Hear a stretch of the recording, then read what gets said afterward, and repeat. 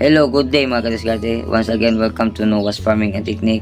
And sa video na to ay nandito tayo sa ating munting palaisdaan at magpapakain tayo ng ating mga alagang isda gamit ang ating ginawang gel food. So, sana tapusin nyo ang video na to kasi papakita natin ang mga ingredients at kung paano natin ginawa ang ating pagkain para sa ating mga isda. At huwag na nating papatagalin pa. Let's go! Ito yung mga ingredients na gagamitin natin. So gagamit tayo ng PO2 ng Tati Products. Kaya ito sa mataas na protein. At ito yung usual na ginagamit sa mga maliliit na mga hipon. Pwede din tayong gumamit ng Quicking kung wala tayo nito. So gagamit din tayo ng Sira Pan Flakes. Dagdag natin sa ating PO2 since mabilis lang itong i-powderize, so isa ito sa gagamitin natin. So gagamitin tayo ng Hickory First Bite. So ito yung usual na ginagamit sa mga newly born na mga alagang isda natin kasi napakapino nito at may mataas na antas ng protein. At gagamit din tayo ng Optimum Beta. Meron itong color enhancers para sa ating mga isda. Kaya magdagdag din tayo nito para ma-enhance yung color ng ating mga alagang papakainin. Meron din tayong Spirulina na capsule.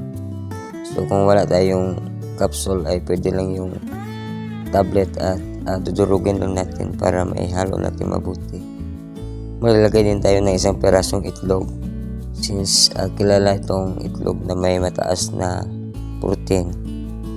Nakakatulong din ito sa ating mga alaga.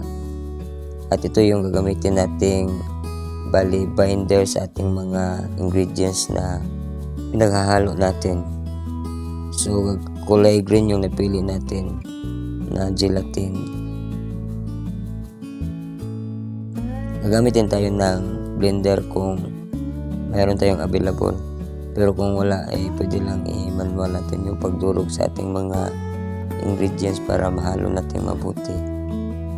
At gagamit tayo ng kawali na paglulutuan natin.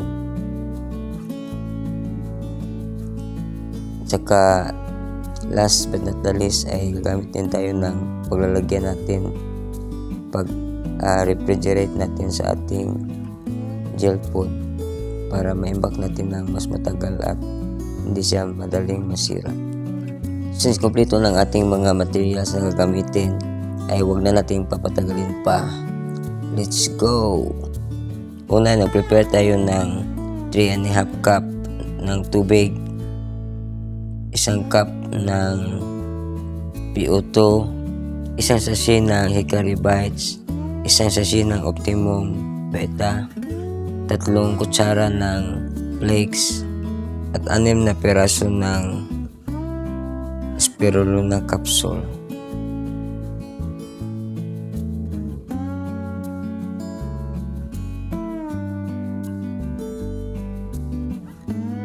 Pagkatapos ay hinalo natin ito ng mabuti. Nag-prepare din tayo ng itlog at hinalo natin ito para ilagay natin kung malapit nang maluto yung ating ingredients. Dito ay gumamit na tayo ng blender para mas mabilis nating madurog yung mga hinalo nating mga ingredients, mga feeds.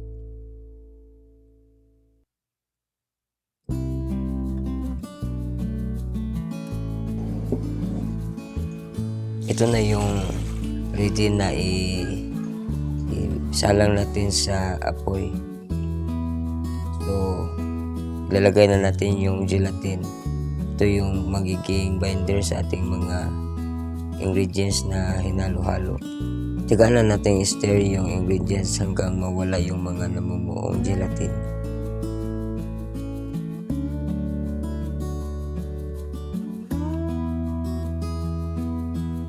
So dito na yung pinaka-crucial sa ating pagluluto.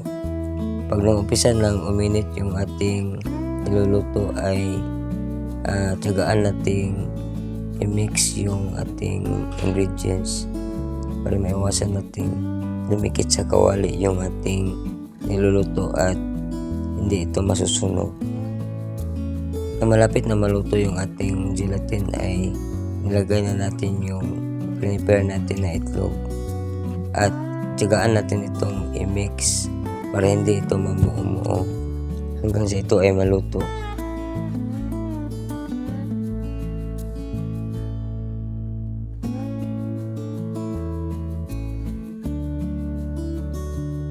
Ito luto na yung ating gel food at set aside muna natin to at papalamigin para maging gelatin to. Tsaka natin ito i-slice para ilagay sa fridge. Ganito na ang itsura niya pag lumamig na. So ready na ito for slice.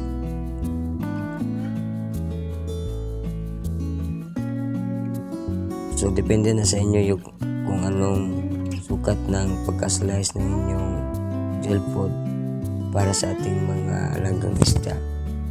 Yung sa atin ay medyo malalaki yung pagkahiwa natin kasi medyo marami yung bibigyan nating mga isda. At iwasang magdikit-dikit sila ng pagkalagay kasi pag nalagay natin ito sa fridge, baka mahirapan tayo pag nagdikit-dikit ito. Ito nang itsura pagkatapos nating ma-slice yung ating mga gel food at ready na ito mailagay sa ating mga ref para kaya itong tumagal. At ito yung mga na pinong mga parte ng ating gel food ay nilagay natin sa cellophane ng ice candy. At kung maaari ay gumamit tayo ng Tupperware na may takip para maiwasan natin mangamoy yung ibang mga laman ng ref.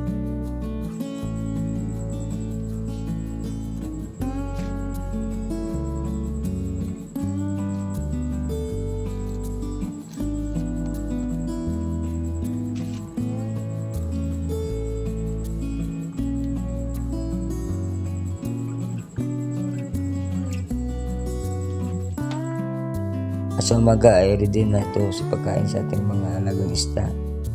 So halatang gutom na yung ating mga alagang isda at sabik na silang kumain sa ating hinanda para sa kanila.